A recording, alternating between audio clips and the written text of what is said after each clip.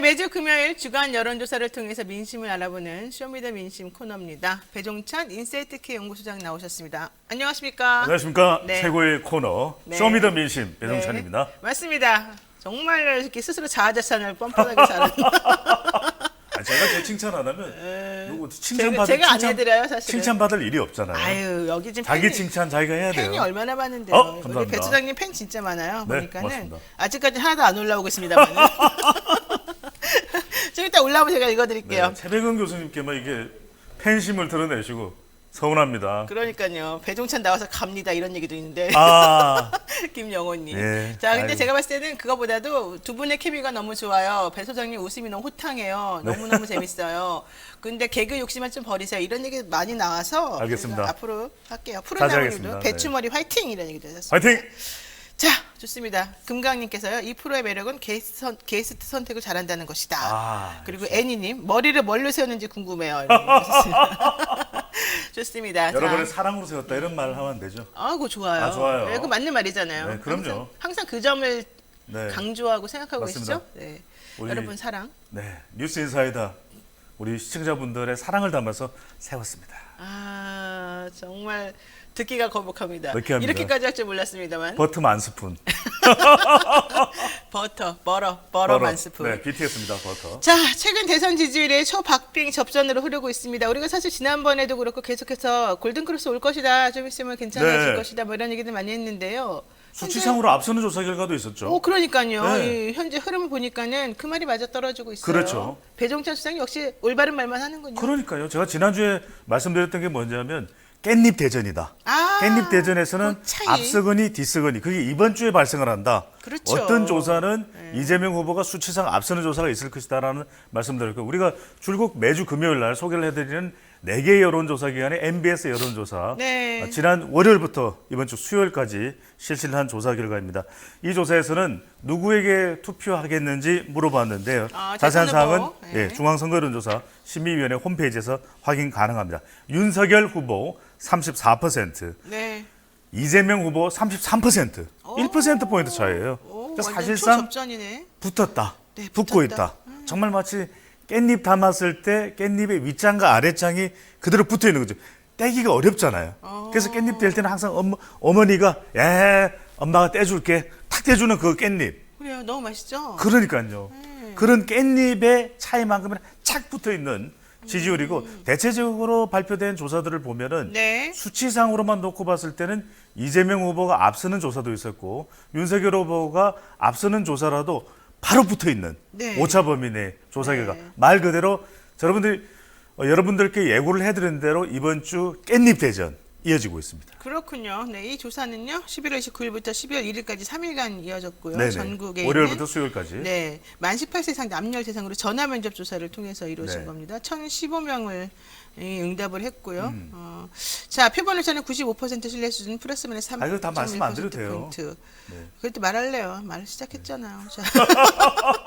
저 사실 이거 하기 너무 싫어가지고 계속 투덜투덜 거렸는데 이거 저도 안 이거 하면 예전에 마치 랩처럼 했었거든요.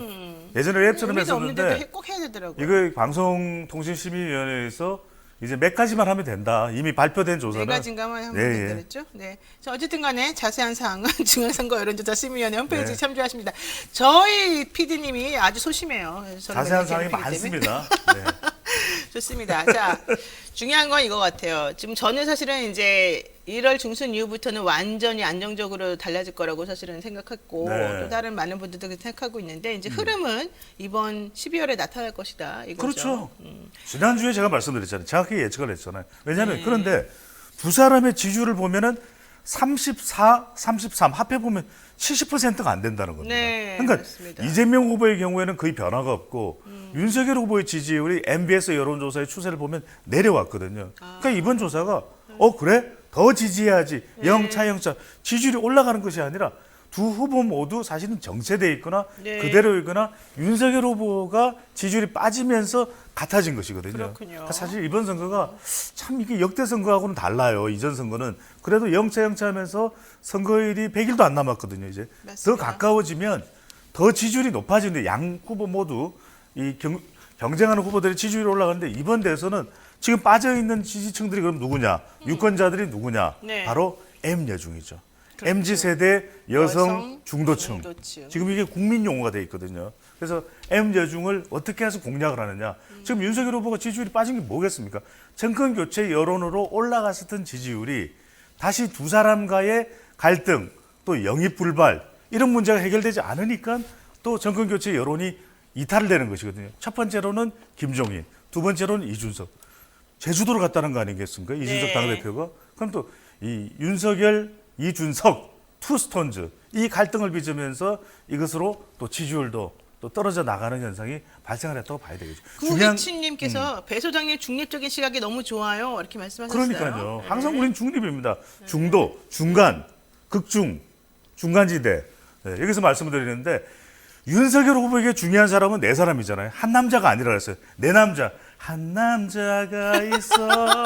그건 김종국이고 윤석열 후보에게는 네 사람이 필요한데 누구냐? 누구야? 1번 일 번. 김종인, 김종인, 2번 이준석, 이준석. 3번 홍준표, 홍준표. 4번 안철수. 제가 말씀드렸잖아요. 안철수. 1, 2번이 안 되는데 네. 3, 4번은 더 안 되겠죠. 그래요? 그러니까 김종인 전 비대위원장이 근데 지금 들어오면은 4명 다 없네. 주변에. 그러니까요. 어떻게 하겠다는 거죠? 그래서 중요하다라는 거예요. 이재명 후보는 세 남자가 중요합니다. 누구요? 1번 문재인, 2번 노무현, 3번 김대중. 그래서 호남을 왜 간 거예요? 이낙연 전 대표 지지층 30의원 마음을 돌려놓기 위해서 정동영, 이제는 정동영의 시대가 됩니다.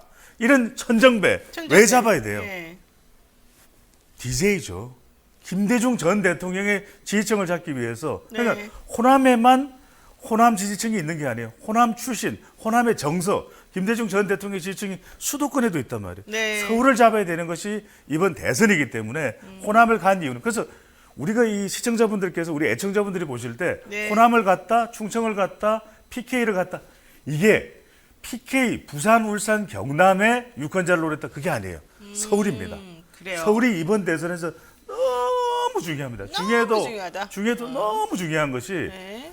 역대 대선에서 네. 민주당 본선 후보 중에서 서울을 이기지 못하고 당선된 예가 없어요. 그렇겠죠. 김대중 대통령, 노무현 대통령, 문재인 대통령 다 당선될 때 서울을 이겼어요. 그리고 심지어는 문재인 대통령이 2012년에 네. 패했을 때도 그때도 서울만큼은 이겼어요.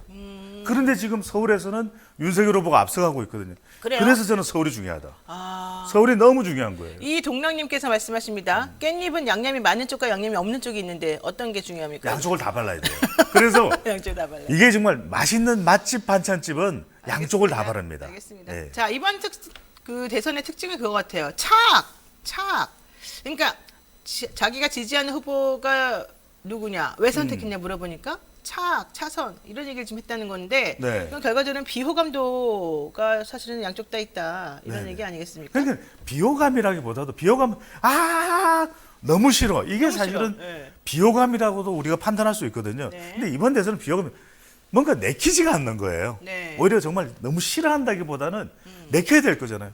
왜 제가 금요일 날 이렇게 몸이 불편하고 몸도 힘들고 하지만 이 뉴스 인사이드에 오고 싶을까? 네. 너무 행복하니까 내키는 거죠. 호감이죠. 그러니까 비호감이라고 말하지만 실제는 호감이다. 아니 그러니까 비호감이라고 싫어한다기보다는 네. 내키지가 않는 거예요. 누구를 찍고 싶다는 그게 마음이 비호감이랑 틀린 말이야?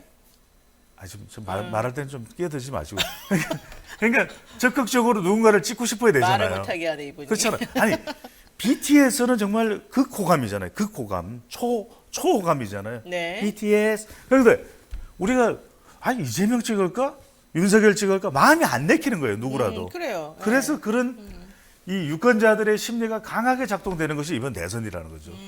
안타깝죠. 안타깝다. 그러니까 역대 대선을 보면 그래도 누군가를 욕하면서도 네. 누군가를 또 좋다고 하면서도 내가 지지하는 사람을 뽑기 위해서 또는 내가 싫어하는 사람을 뽑지 않기 위해서 적극적으로 달렸거든요. 네, 근데 이번 대선은 오히려 시간이 지나면서 조금씩 기운이 빠져. 정말 찍어야 돼.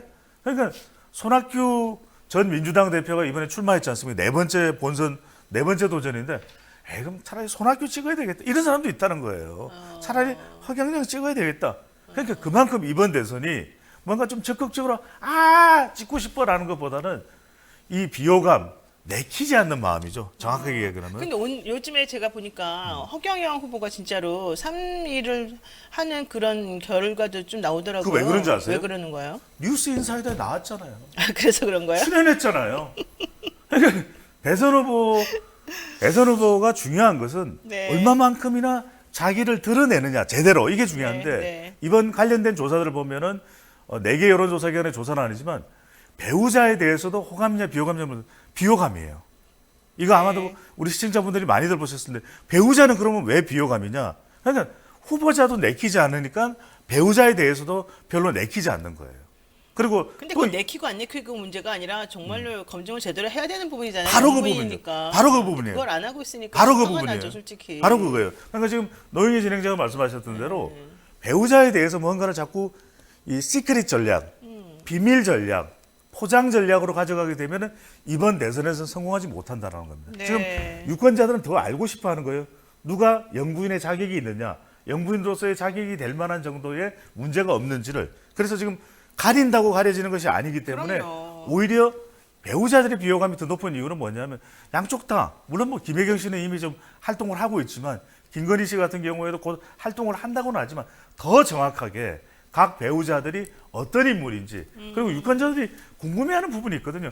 그냥 네. 단순히 이 같이 동행하면서 뭐 했습니다. 또는 우리 남편이 정말 애정이 많습니다. 우리 남편 정말 설거지도 도와주고 이런 거 말고요. 영부인으로서의 여성으로서의 어떤 지위를 가지고 있나. 여성으로서 대한민국의 사회에서 여성이 잘 되기 위해서 여성의 권위가 높아지기 위해서 네. 영부인이 될 자격이 있는 사람으로서 어떤 조언을 대통령이 될 수도 있는 사람에게 하고 있느냐. 이걸 보겠다라는 거죠. 지금 그 얘기가 있어요. 제가 이제 언론사들이나 이런 데다가 방송사나 물어보니까는 원래는 이제 지금 타임은 당연히 부부 동반으로 부부가 이제 같이 나와서 그럼요. 뭔가를 국민들에게 알려주고 설득하는 게 필요한데 그렇게 해서 이제 예를 들면 다른 후보들은 다 당연히 오케이를 하고 있는데 그렇죠. 윤석열 후보가 안 된다는 의견을 계속 내니까 이쪽은 부부가 계속 노출되고 그렇죠. 이쪽은 안 되는 상황이 되게 되면 방송적으로 나중에 압력이 들어온다는 거예요. 그럼요. 그래가지고 왜 안 하냐. 그래가지고는 이쪽마저 못하게 된다는 거예요. 음. 그러니까는 예를 들면 이재명 후보 측에서는 그 부인하고 같이 나와서 뭔가를 보여줘야 되는데 오히려 이 윤석열 후보 측에서 그걸 안 한다고 하니까 이재명 후보 측에 또 기회가 없어진다는 없어지는 거예요. 거죠. 왜냐면 양쪽의 기회를 다 줘야 되니까. 예. 그러니까 이번 대선은 거듭 말씀드립니다만 배우자의 비호감까지 높은 이유는 뭐냐. 정확하게 배우자가 대중에게 나타나지 않고 노출되지 네. 않기 때문인 것이거든요. 그런 것이기 때문에 부인을 부인해서는 안 된다는 거예요. 부인을 부인하면 안 된다. 그러니까 영부인이 될 수도 있는 사람이라는 것 때문에 네. 퍼스트 레이디도 다 행동하고 또 대통령이 취임했을 때 국민들의 세금으로서 운영이 되는 것이거든요. 네, 네. 영부인의 역할도 네. 행보도 그런 만큼 얼마나 자격이 있는 사람인지 대통령에는 동반자로서 단순히 대통령의 배우자가 아니라 네. 여성의 위치에서 또는 여성의 위치만으로도 국한될 필요가 없습니다. 어린이 또는 의료 등에서 조언을 해줄 수 있는 그런 역할 또 국민들과 만나면서 퍼스트 레이디로서의 역할을 할 수 있는 것이 중요하거든요. 그러니까 이맘때 되면 훨씬 더 이전에 대선을 한 3개월, 4개월, 5개월 앞두고 여성지에는 대통령 후보와 또 배우자와 그렇게 기사가 많이 나오잖아요. 가정에서는 많은지 네. 아침 방송에 엄청 나와요. 아침마당 이런 데서 나와서 아침 모닝쇼에 나와서 내가 우리 와이프를 만난 건 그때 학생 운동을 할 때였어요. 이렇게 된단 말이거든요. 네, 근데 네. 지금은 완전 깜깜입니다. 그러니까요. 깜깜이에요. 자, 근데 그렇게 되면은 결과적으로는 앞으로 이제 선거 지금 이 시점에서 이런 식으로 계속 하다 보면은 물론 언젠가 등판을 하실 수 있겠지만은 네. 이게 지지도에 계속 영향을 미칠 수밖에 없는 거 아니겠습니까? 그러니까요. 예. 근데 늦춘다고 해서 그래 늦게 나오면 의욕도 좀 무마될 것이고 그때 되면 대선 본격 또 접어들기 때문에 그다지 문제가 되지 않을 거예요. 지금 막 나오면은 뭐 도이치모터스 물어볼 것이고 또 뭐 갖가지 또 논문 물어볼 것이고 네. 그런데 당당하게 답변을 하면 되죠. 왜냐하면은 어떤 의혹이든 그것이 논란이든 간에 국민들이 궁금한 것은 네. 더 정확하고 더 충분하게 설명을 하는 것이 훨씬 더 득표에는 더 유리할 수가 있는 것이죠. 좋습니다. 자, 그런데 지금 이제 이준석 대표하고의 또 갈등이 엄청 납니다. 네. 윤 후보. 그래서 더 지지율이 떨어지고 있다. 그렇죠. 김종인 위원장도 사실은 합류하냐 마냐 아직도 지금 해결이 안 됐는데. 이게 왜 중요하냐면요. 네. 윤석열 후보에게 제일 유리한 것은 후보 대 후보의 대결이 아니라 앞서 우리 최병현 교수께서도 말씀하셨던 대로 정권 교체 여론에 올라타는 게 제일 좋습니다. 그렇죠. 지금 문재인 대통령 국정수행 평가를 보더라도 긍정보다는 부정이 더 많아요. 그리고 차기 대선의 성격을 물어봐도 정권 유지보다는 정권 교체가 더 높아요. 좁혀질 때도 있지만. 그러니까 윤석열 후보는 이 정권 교체 여론의 어부바 지지율을 만들어가면 훨씬 더 유리해지는 것이거든요. 그렇다면 결과적으로는 정권 교체 여론을 강화하기 위해서는 중도층과 MZ세대에서도 2030 세대도 정권 유지보다는 이 정권 교체해야 되지 않겠어? 네. 이런 것이 설득이 돼야 되거든요. 네. 그것을 해줄 수 있는 중도층 견인의 마법사가 정가에서 정치권에서 정치판에서 이야기하는 선거판에서 이야기하는 인물이 누굽니까? 김종인이에요. 그리고 또 2030 물론 좀 20대 남자 또 30대 남자 쪽에 조금은 치우쳐 있지만 네. 그래도 이런 2030 세대를 견인해 오고 있었던 것이 바로 이 이준석 아닙니까? 네, 그렇다면 네. 이준석, 윤석열, 투스톤즈 이걸 얼마만큼이나 잘하느냐가 유권자들은 보고 있는 것이거든요. 네. 지지층들도 그렇지만 중요한 것은 이번 대선에서 M여중, MZ세대 여성 중도층 이들이 보는 겁니다. 대통령이 될 수도 있는 사람으로서 얼마만큼 인화를 잘하느냐 네. 이게 중요한 거거든요. 지금 그래서 뭐 그것도 그렇고 그다음에 또 이재명 후보 측에서는 대통령 후보자들끼리 토론 좀 해보자. 그런데 윤석열 후보 측에서는 원래 결정되어 있는 4개의 이외는 절대 안 한다. 뭐 이런 얘기를 지금 계속 하고 있어서 토론을 안 하는 것도 결과적으로는 리스크를 줄이기 위함이다. 이런 얘기 나오거든요. 그렇죠. 그런 그렇게 전략 때문인 것 같아요. 왜냐하면 네. 굳이 빨리 노출되거나 빨리 맞대응을 하고 맞대결을 해서 그러니까 위험해요? 이재명 후보는 뭐 토론의 달인이라 그러잖아요. 이보다 더 나빠질 수 있습니까? 민주당의 이재명이 아닌 이재명의 민주당이 되겠습니다. 이러면 네. 정말 네. 토론에서 이게 유권자들이 평가가 빨라지면 빨라질수록 윤석열 후보는 부담이 되는 것이거든요. 그래요? 그런데 중앙선관위에서 의무적으로 할 수밖에 없는 토론을 할 때 그때는 그러면 괜찮냐? 그게 아니거든요. 네. 그러니까 늦춘다고 해서 배우자를 공개하는 부분도 늦춘다고 해서 될 일이 아니다. 연장 방송 안 되나요? 안 됩니다. 네. 네. 일단 질문하면은 한 80%는 딴 얘기하다가 한 20% 돌아오는 얘기. 잘했습니다. 자, 오늘 여기까지 말씀 나눠야 될 것 같은데 어쨌든 중요한 거는 지금 이 여론조사 지지율 추이가 어떻게 변한다는 거, 그 요인이 무엇인지 설명을 해주셨고. 깻잎 대전. 네, 깻잎 대전 양념이 많거나 적거나 일단 깻잎이 중요하다 이런 얘기 하셨고요. 네, 배동찬 인사이트K 연구소장과 함께한 분석은 너무 오늘 짧아요, 여기까지 시간이. 해야 되겠습니다. 지금 35분 넘었는데. 네, 오늘 말씀 여기까지 듣겠습니다. 고맙습니다. 감사합니다. 네, 노영희 뉴스 인사이다. 오늘 금요일 방송 여기까지입니다. 다음 주 월요일에는요, 장경태 더불어민주당 의원과 함께 대담한 대담 꾸려보겠습니다. 2030 관련된 뉴스 한번 잘 풀어보도록 하죠. 월요일 뵙도록 하고요. 주말 잘 보내시기 바라겠습니다. 고맙습니다.